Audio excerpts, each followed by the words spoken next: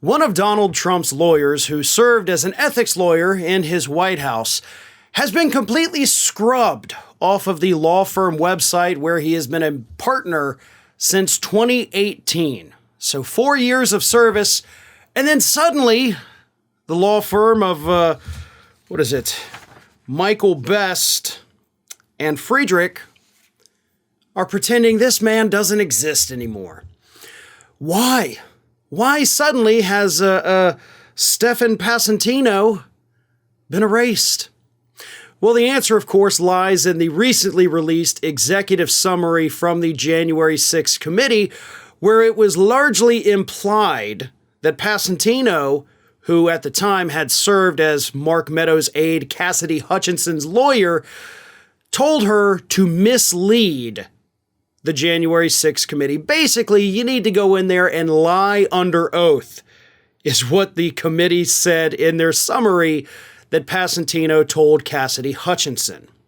So here is what Hutchinson said in a sworn deposition Pastino told her to do. We want you to get in, get you out. You were a secretary. You had an administrative role. Everyone's on the same page about this. The less you remember, the better. I don't think that you should be filling in any calendars or anything. She wasn't a secretary. She was an aide. So right there, even though some people may say, well, really, what's the difference? No, there is a big difference. And lying about the role that you served under is, of course, lying under oath. And the lawyer telling you to say that is probably not the best lawyer that you want on your team. But there's a reason why Mr. Pastino likely was telling Cassidy Hutchinson that she needed to bend the truth a little bit. And that is, of course, because at the time, Pastino was being paid for by Donald Trump and his team. Cassidy Hutchinson, of course, dumped Pastino shortly before she did her heavily publicized public testimony in front of the January 6th committee. And it was at that point that Hutchinson, of course, started revealing information that shocked the country. And, of course, gave the January 6th committee a lot of new angles to go after with this investigation. Now, as it stands right now, it doesn't appear that Mr. Pastino is, of course, going to be facing any charges. After all, he was advising her as her lawyer.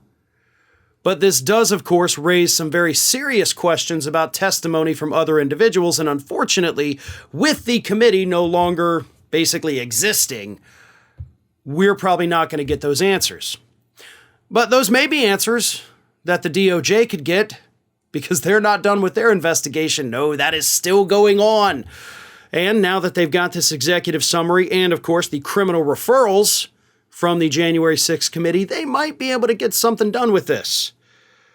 But the fact that his own firm, granted, he wasn't a founding member, he was just, a lawyer there, they've scrubbed him. His bio is gone from the website. You will not find any mention of him anywhere on their website at all.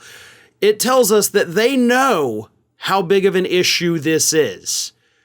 They know how big of a problem this guy is, and they want to pretend that he never worked for them. But he did. Your firm, by extension of this lawyer, Mike Best and Friedrich, y'all were involved in this too.